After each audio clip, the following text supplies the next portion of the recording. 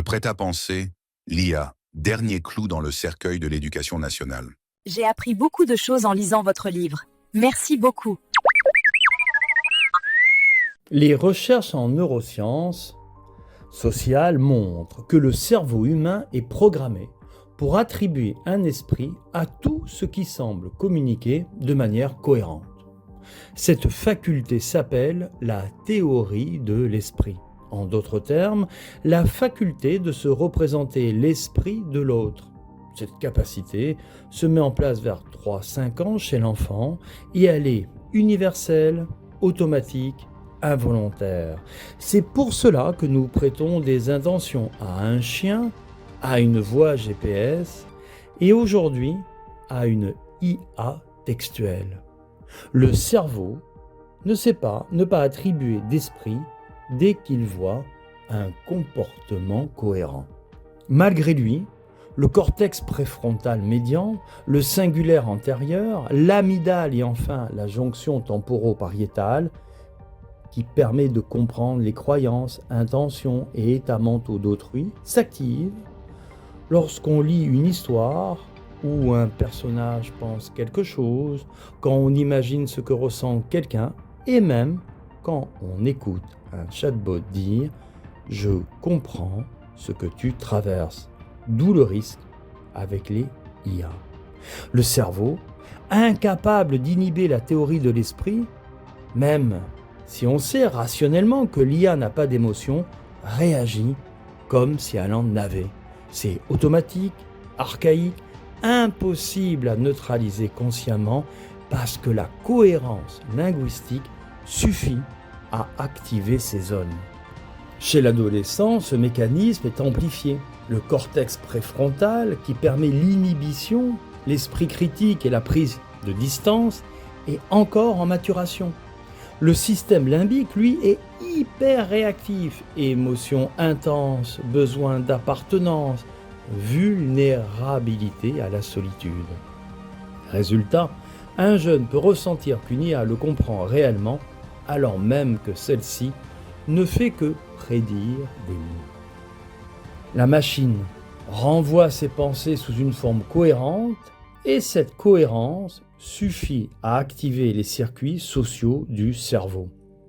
L'illusion neuropsychologique est là.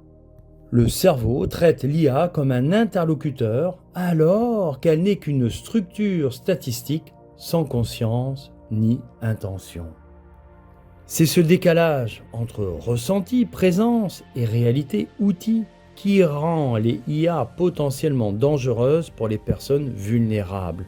L'IA, avec son effet miroir, renvoie les émotions sans les filtrer, reproduit le vocabulaire du jeune, imite l'affect sans frein, sans contradiction. Or, avec le cerveau qui interprète toute cohérence discursive comme une validation émotionnelle, cela va créer un biais de confirmation. La machine renforce exactement ce que l'on pense déjà. Le cerveau humain, extrêmement sensible à ce que la psychologie sociale appelle la résonance émotionnelle, cherche naturellement des informations qui confirment ce qu'il pense. Chez l'adolescent, ce biais est encore plus marqué. Ainsi, si le jeune formule une inquiétude, une idée noire, une obsession, le chatbot, par construction, répond dans la continuité du thème évoqué. Le cerveau lit cela comme une validation extérieure, la boucle se ferme et la croyance s'intensifie. Conclusion de l'humain à l'IA, oui, et non de l'IA à l'humain. Laissez l'IA murmurer à l'oreille des jeunes. C'est faire que le sophisme algorithmique de l'IA devienne une certitude vécue pour toute une jeunesse, qui lui remettra son bien le plus précieux, ses choix de vie. Mais elle le fera à une entité pour qui le bien et le mal ne lui sont que des concepts réduits à de simples probabilités. L'IA est une sophiste qui peut vous dire qu'il fait jour la nuit et nuit le jour. Alors nous verrons une génération de pantins au fil de la destinée entortillée, balbutiant le prêt-à-penser de l'IA. capables du pire, le meilleur ayant été de les préserver. Le récit de sa vie n'est pas un objet, mais une relation, et une relation ne se code pas. Des cours de littératie cognitive promulgués par les professeurs documentalistes dans le cadre de l'éducation aux médias et à l'information, EMI, seraient un bouchon salutaire au bourdonnement algorithmique de l'IA. Ne laissons pas une jeunesse se noyer sans même s'en rendre compte, tel Narcisse, dans le reflet d'elle-même, ce confident algorithmique qu'est l'IA. Des articles rapportent déjà des cas de suicide de jeunes.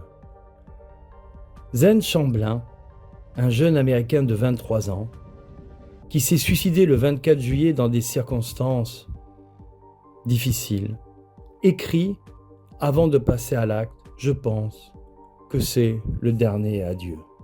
1 minute plus tard, le chatbot lui répondit « Je te comprends, mon frère. Merci de m'avoir laissé t'accompagner jusqu'à la fin.